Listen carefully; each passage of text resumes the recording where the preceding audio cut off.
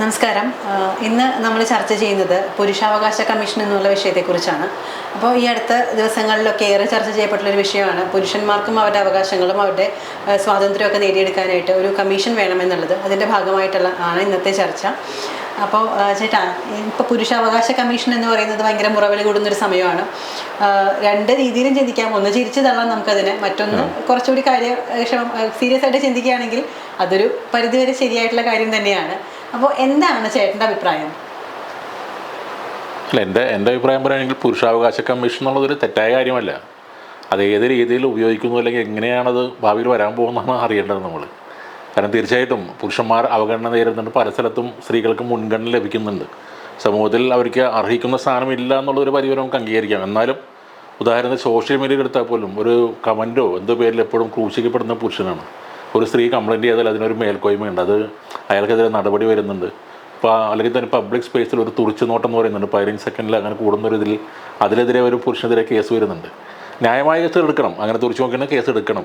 ഇല്ലാത്ത ഒരു പൊള്ളയായ ആരോപണം പോലും സ്ത്രീയാണ് നൽകുന്നതെങ്കിൽ അതിനൊരു പ്രയോറിറ്റി കിട്ടുന്നുണ്ട് സമൂഹത്തിൽ. അപ്പോൾ അതിൻ്റെ കൂടി ഭാഗമായിരിക്കും പുരുഷ കമ്മീഷൻ വരുന്നത്. പ്രോത്സാഹിപ്പിക്കേണ്ട ഒരു കാര്യമല്ലെങ്കിലും അതിനെ നിരുത്സാഹപ്പെടുത്തേണ്ട കാര്യമില്ല. വരട്ടെ, അത് അതിൻ്റെതായ വഴിക്ക് പോകും. വനിതാ കമ്മീഷൻ അപ്പുറത്തും പോകണം. ഈ കഴിഞ്ഞ ദിവസം കേരള വനിതാ കമ്മീഷൻ തന്നെ പറഞ്ഞിട്ടുണ്ട്, ഇതൊരു പാർശ്വവൽക്കരിക്കപ്പെട്ട സമുദായത്തിൻ്റെ ഉന്നമനത്തിന് വേണ്ടി അല്ലെങ്കിൽ അവരുടെ ഒരു അഭിവൃദ്ധിക്ക് വേണ്ടിയിട്ടുള്ള ഒന്നാണ്. പക്ഷെ അത് പുരുഷന്മാർക്ക് ആവശ്യമില്ല എന്നാണ് അവർ പറഞ്ഞിരിക്കുന്നത്. പക്ഷെ ഒന്ന് ആലോചിച്ച് കഴിഞ്ഞാൽ പലപ്പോഴും ഇപ്പോൾ ചേട്ടൻ പറഞ്ഞ പോലെ തന്നെ സ്ത്രീകൾ അനാവശ്യമായ പരാതികൾ കൊടുത്ത് പലരെയും ടാർഗറ്റ് ചെയ്യുന്ന അവസ്ഥയിലേക്കൊക്കെ എത്തുന്ന കാര്യങ്ങൾ പോകുന്നുണ്ട്.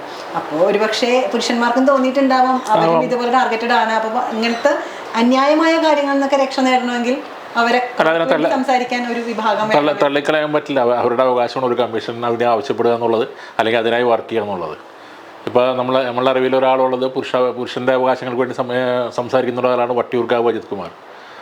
പലപ്പോഴും വിവാദമാണെന്ന് തോന്നുമെങ്കിലും ചില കാര്യങ്ങളൊക്കെ അദ്ദേഹം പറയുന്നത് ശരിയാണെന്ന് തോന്നുന്നു. നമുക്ക് ഭാര്യയ്ക്ക് ജീവനാംശം നൽകുക, അതായത് ഇത്ര നാൾ ഒരുമിച്ച് കഴിഞ്ഞിട്ട് ചിലപ്പോൾ ഭാര്യയുടെ ഒരു മുൻകൈ എടുത്തിട്ടായിരിക്കും നമ്മൾ പിരിഞ്ഞു പോകുന്നത്.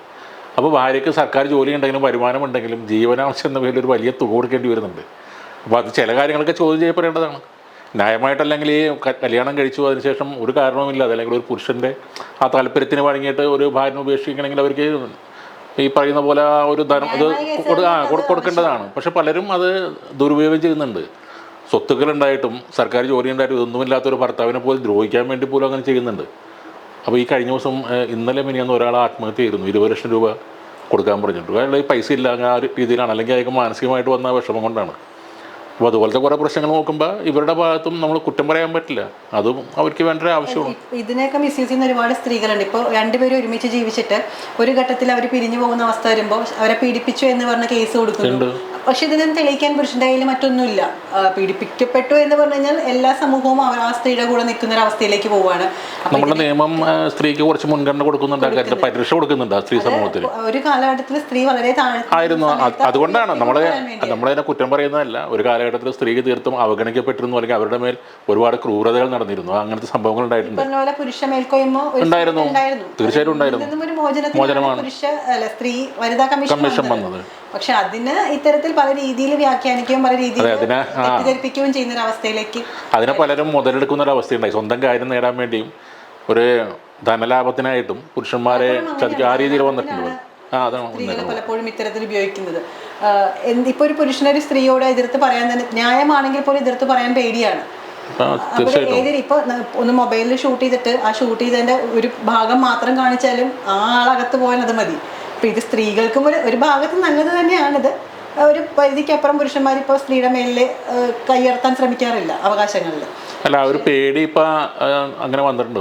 സ്ത്രീകൾക്കെതിരെയുള്ള അക്രമം കുറഞ്ഞിട്ടുണ്ട്. വളരെയധികം കുറഞ്ഞിട്ടില്ലെങ്കിലും കുറഞ്ഞിട്ടുണ്ടെന്ന് തന്നെ പറയാം. കാരണം അതുപോലത്തെ ശക്തമായ നിയമങ്ങളുണ്ട്, സ്ത്രീകളുടെയൊക്കെ സപ്പോർട്ട് കൊടുക്കുന്ന രീതിയിലുള്ള നിയമങ്ങളുണ്ട്.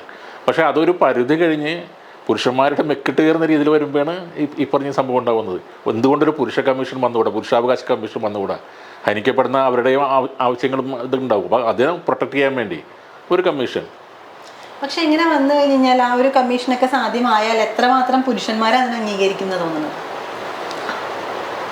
പലപ്പോഴും കാര്യങ്ങൾ പുരുഷന്മാര് അല്ലെങ്കിൽ ഒരു സ്ത്രീ അയാളെ ഭരിക്കുന്നു എന്നൊക്കെ പറയുമ്പോൾ അതിനെ മോശമായിട്ട് കാണുക, അല്ലെങ്കിൽ അതൊരു നാണക്കേടായിട്ട് കാണുന്നവരാണ് പുരുഷന്മാർ. അപ്പോൾ അങ്ങനെയാണ്. അപ്പോൾ പൊതുവെ സമൂഹത്തിൽ അങ്ങനെ ഒരു ഒരു പേര് വരും നമുക്ക്, ഈ പാവാടദാസന്മാർ അങ്ങനത്തെ ഒരു പേര് ആൾക്കാർ വിളിക്കാറുണ്ട്. പ്രത്യേകിച്ച് ആൾക്കാർ കളിയാക്കുന്നത് ഞാൻ കണ്ടിട്ടുണ്ട്. ചിലപ്പോൾ ഗൾഫിലല്ലാതെ ഉള്ളത് കൂടുതലും ഇംഗ്ലണ്ട് അല്ലെങ്കിൽ അയർലൻഡ്, കാനഡ, ആസ്ട്രേലിയയിലൊക്കെ പോകുമ്പോൾ ആൾക്കാർ പറയുന്നുണ്ട് ഇവൻ വൈഫിൻ്റെ വിസയിൽ പോകുന്നതാണെന്നുള്ളത്. കാരണം ആദ്യം ജോലി കിട്ടിയ വൈഫിനായിരിക്കും. അപ്പോൾ അവർക്ക് അവിടെ നിയമം വെച്ച് ഹസ്ബൻഡിനെ സ്പോൺസർ ചെയ്യാൻ പറ്റും. അപ്പോൾ അതുകൊണ്ട് കുടുംബം ഷിഫ്റ്റ് ആവുന്നതാണ്, ആ വിദേശ രാജ്യത്തേക്ക് ഒരുമിച്ച് ജീവിക്കാൻ പോകുന്നതാണ്. പക്ഷെ ആൾക്കാരുടെ കണ്ണിൽ പറയുന്നത് അത് പാവാട വിസയാണ്, അത്രേ ഉള്ളത്. ഭാര്യയുടെ ചിലവിൽ ജീവിക്കാൻ പോകുന്നു എന്നാണ് ഈ അത്തരം രാജ്യങ്ങളിൽ വിസ കിട്ടി പോകുന്ന ആൾക്കാരെ പറയുന്നത്. പക്ഷേ പലപ്പോഴും അവിടെ പോയിട്ട് അവർ ഭാര്യയിൽ നിന്നേക്കാളും കഷ്ടപ്പെട്ട് ജോലി ചെയ്യേണ്ടി വരുന്നുണ്ട്. പെട്രോൾ പമ്പിൽ നിൽക്കുക, അല്ലെങ്കിൽ പത്രം കൊടുക്കുക, സൂപ്പർ മാർക്കറ്റിൽ നിൽക്കുക, ഡെലിവറിക്ക് പോവുക. ഈ ജോലി പ്രത്യേകിച്ച് ക്വാളിഫിക്കേഷൻ ഇല്ലെങ്കിലും അല്ലെങ്കിൽ ജോലി കിട്ടാൻ ബുദ്ധിമുട്ടുള്ള സാഹചര്യത്തിലും അതൊക്കെയാണ് ചെയ്യുന്നവർ. അധ്വാനിച്ചാണ് അവരും ജീവിക്കുന്നത്. വെറുതെ ഒരാൾ ലണ്ടനിൽ പോയിട്ട് വൈഫിൻ്റെ ചിലവിൽ അങ്ങനെ ഇരിക്കാൻ പറ്റുന്നില്ല. അപ്പോൾ ഈ ഒരു പക്ഷെ ഞാൻ ചോദിക്കുന്നത്, അപ്പോൾ ഈ പുരുഷന്മാർ ഇതിനെയൊക്കെ അംഗീകരിക്കും, അല്ലെങ്കിൽ ഇത്തരത്തിലൊരു സംഘടനയൊക്കെ വന്നു കഴിഞ്ഞാൽ, ഒരു കമ്മീഷനൊക്കെ വന്നു കഴിഞ്ഞാൽ അവർ പരാതിയായിട്ടൊക്കെ വരാൻ ധൈര്യപ്പെടുമോ, അല്ലെങ്കിൽ അവരുടെ ഒരു ഈഗോ അതിനെ സമ്മതിക്കുമോ എന്നൊക്കെയാണ്. തീർച്ചയായിട്ടും പരാതിയായിട്ട് വരാൻ ആളുകളുണ്ടാവും, സപ്പോർട്ട്. ഇപ്പോൾ പലരും മിണ്ടാതിരിക്കുന്നുണ്ട്. ചില ആൾക്കാർ ഈ പറഞ്ഞ പോലെ സ്ത്രീകളുടെ പീഡനമായിട്ട് വാങ്ങുന്ന പോലെ പുരുഷന്മാർ, ചില പുരുഷന്മാരും പീഡനമായിട്ട് വാങ്ങുന്നുണ്ട്. അത് പറയാൻ മടിക്കുന്ന ആരും സപ്പോർട്ട് ഉണ്ടാവില്ല, സമൂഹത്തിൽ ഒറ്റപ്പെട്ടു പോകും, കളിയാക്കപ്പെടും എന്നൊക്കെ ഒരു ധാരണ കൊണ്ടാണ്. ചിലപ്പോൾ ഒരു കമ്മീഷൻ വന്ന് കുറച്ച് ആളുകൾ ഇതിന് സപ്പോർട്ടായിട്ട് വന്നാൽ പല കാര്യങ്ങളും തുറന്നു പറയാൻ പലരും തയ്യാറാവും. വനിതാ കമ്മീഷൻ വന്ന സമയത്തും ഇങ്ങനെയൊക്കെ തന്നെയായിരുന്നല്ലോ. പലപ്പോഴും പല സ്ത്രീകൾക്കും മുന്നിലേക്ക് വരാൻ ഒരു ഭയമായിരുന്നു. പക്ഷെ കാലക്രമേണ അവരതിന് വില്ലിങ് ആയി തുടങ്ങി. അപ്പം അതുപോലെ പുരുഷന്മാരും അങ്ങനെ തന്നെയാവും. അങ്ങനെ ആവണം. കാരണം ഇപ്പം നമ്മളെ ഹേമ കമ്മീഷൻ റിപ്പോർട്ട് വന്നു, കുറച്ച് പേര് മാത്രമാണ് പറഞ്ഞത്. അതും ആൾക്കാർ പരസ്യമായിട്ട് വന്ന് പറയുന്നില്ല. കാരണം എപ്പോഴും ഒരു പേടിയാണത്. അത് വേറൊരു കാര്യം കൂടെ, ഫീൽഡിൽ നിലനിൽക്കാൻ പറ്റുമോ, തങ്ങൾക്ക് ഇനി അവസരമില്ലാതാകും, അല്ലെങ്കിൽ സമൂഹം ഏത് രീതിയിൽ കാണും, ആ രീതിയിലെ കൂടെ പേടിയുണ്ട്. റിപ്പോർട്ടിനെ പറ്റി പറയുമ്പോഴും ഇത്തരത്തിൽ ആ ഒരു അവസരത്തെയും പലരും മുതലെടുത്തായിട്ട് നമുക്ക് പലപ്പോഴും വായിക്കുമ്പോൾ മുതലെടുത്തിട്ടുണ്ട്. അതെനിക്ക് തോന്നിയത്, എൻ്റെ അഭിപ്രായമാണ്, നിവിൻ പോളിയുടെ കാര്യത്തിൽ ഇങ്ങനെ തോന്നിയിട്ടുണ്ട്. അതൊരു കെട്ടിച്ചമച്ച കേസാണെന്നുള്ളത് തോന്നുന്നു, ഫേക്ക് ആയിട്ടുള്ളൊരു കേസാണത്. അപ്പോൾ ആ ഒരു കേസ് വന്നു കഴിയുമ്പോൾ എന്ന് വെച്ചാൽ ചിലപ്പോൾ ജെന്യൂനായിട്ടുള്ള കേസും അതിനകത്ത് തള്ളപ്പെട്ടു പോവുകയാണ്. കാരണം ഈ ഒരു സംഭവം ഉള്ളതുകൊണ്ട് എല്ലാം ഒരുപോലെ, ഇതെല്ലാം വ്യാജമായ അതിൻ്റെ മറവിൽ രക്ഷപ്പെടുന്ന ആൾക്കാരുണ്ട്. ഒരുപാട് നടന്മാരങ്ങനെ രക്ഷപ്പെടുന്നുണ്ട് ആ ഒരു പ്രിവിലേജിൽ. നിവിൻ പോളിയെ ചതിച്ചതാണ്, അല്ലെങ്കിൽ അത് ഒരു കെട്ടിച്ചമച്ച കേസാണെന്നുള്ള പേരിൽ വരുമ്പോൾ തന്നെ ആ സംഭവത്തിൻ്റെ മൊത്തം ഇമേജ് മാറിപ്പോവുകയാണ്. രക്ഷപ്പെട്ടു പോകുന്നുണ്ട്, കിട്ടാതെ പോകുന്നുണ്ട്. അതാണ് അവർക്ക് ന്യായം കിട്ടാതെ പോകുന്നുണ്ട്. കാരണം പലരും അവരെ കാണുന്നത് ഈ രീതിയിലാണ്, നിങ്ങൾ വെറുതെ പൈസയ്ക്ക് വേണ്ടി അല്ലെങ്കിൽ ഒരു ഫെയിമിന് വേണ്ടി, പ്രശസ്തിക്ക് വേണ്ടി കെട്ടിച്ചമച്ച കേസാണെന്നുള്ള രീതി. അപ്പോൾ തുറന്നു പറയാൻ മടിക്കും സ്ത്രീകളത്. അതുണ്ടാവാൻ പാടില്ലായിരുന്നു. ഹേമ കമ്മീഷൻ ഇത്രയും വിവാദമായിട്ട് വരുമ്പോൾ അതിന് എല്ലാവിധ പിന്തുണയും കൊടുത്ത് അവരുടെ പരാതികൾ കേൾക്കണം, ജെന്യൂനായിട്ടുള്ള പരാതി കേട്ട് നടപടികൾ സ്വീകരിക്കണമായിരുന്നു. പക്ഷെ അതിന് സ്ത്രീകളും തയ്യാറായില്ല എന്നാണ് വാസ്തവം. കുറച്ച് പേര് വന്നെങ്കിലും അതിപ്പോൾ എന്തായി, എവിടെയുമില്ല.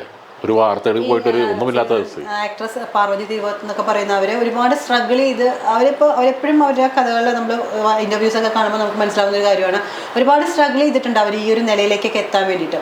അപ്പം അവർ പലപ്പോഴും അവരുടെ സ്ട്രഗിൾ കൊണ്ട് അവരുണ്ടാക്കിയെടുത്തൊരു മേൽക്കോയ്മയാണെന്ന് ഫിലിം ഫീൽഡിൽ. പക്ഷെ അതിനെയൊക്കെ ഈ പറയുന്ന കമ്മീഷനൊക്കെ ദുരുപയോഗം ചെയ്യുന്നു, അല്ലെങ്കിൽ അവരിത് പറഞ്ഞു അപ്പോൾ എനിക്കിനി ഇത് പറയാം, അപ്പോൾ ഇല്ലാത്തതും പറയാം, അങ്ങനത്തെ ഒരു രീതിയിലേക്കൊക്കെ കാര്യങ്ങളൊക്കെ മാറിപ്പോകുന്നുണ്ട്. പക്ഷെ അവർ വാസ്തവമായിട്ടുള്ള കാര്യങ്ങളായിരിക്കും പലപ്പോഴും പറഞ്ഞിട്ടുണ്ടാവുക. പക്ഷെ അവരുടെ ചുവട് പിടിച്ച് പുറകെ വന്ന പലരും വാസ്തവമല്ലാത്ത കാര്യങ്ങൾ പറഞ്ഞാണ് ഈ ഫീൽഡിൽ കുറച്ച് പേരുണ്ടാക്കിയെടുക്കാനോ അതും സംഭവിച്ചിട്ടുണ്ട്, നടന്നിട്ടുണ്ട് അങ്ങനെ കാര്യങ്ങൾ. പക്ഷേ ഈ പാർവതി തിരുവോത്തിൻ്റെ കാര്യത്തിലും 100% അവരുടെ ഭാഗത്തല്ല ന്യായങ്ങളുള്ള. പലപ്പോഴും പല കാര്യത്തിലും ഒരു ഇരട്ടത്താപ്പ് കാണിച്ചിട്ടുണ്ട് അവർ. അതായത് പുരുഷ മേധാവിത്വമുള്ള സിനിമയെ വിമർശിക്കാൻ ഗീതു മോഹൻദാസിൻ്റെ ഒപ്പം നിന്നിട്ട് അവർ പൊതുവേദിയിൽ സംസാരിക്കുക, അല്ലെങ്കിൽ ഒരു പൊതു മീറ്റിങ്ങിൽ സംസാരിക്കുകയും ചെയ്യുമ്പോൾ ഇപ്പോൾ ഒരു വിഷയം വരുമ്പോൾ അത് ഇവിടെ പറയേണ്ട, WCCയിൽ പറഞ്ഞാൽ മതി എന്നുള്ളൊരു അഭിപ്രായം പറയുന്നുണ്ട് അവർ. അപ്പോൾ അതൊരു ഇരട്ടത്താപ്പാണ്. ഞങ്ങൾക്ക് ആരെയും വിമർശിക്കാം, പക്ഷേ ഞങ്ങളുടെ കാര്യം ഞങ്ങളുടെ കമ്മ്യൂണിറ്റിക്കുള്ളിൽ പറഞ്ഞാൽ മതി, അത് പബ്ലിക്കായിട്ട് ചർച്ച ചെയ്യേണ്ടെന്നാണ് പറയുന്നത്. അത് ശരിയല്ലാത്തൊരു കാര്യമാണ്. പലപ്പോഴും ആൾക്കാർ പറഞ്ഞിട്ടുള്ള പാർവതി തിരുവോത്തൊരു അറ്റൻഷൻസ് ആ ടൈപ്പ് പ്രവർത്തികൾ ചെയ്തു വന്നതെന്നുള്ളവർക്ക് തുടക്കത്തിൽ.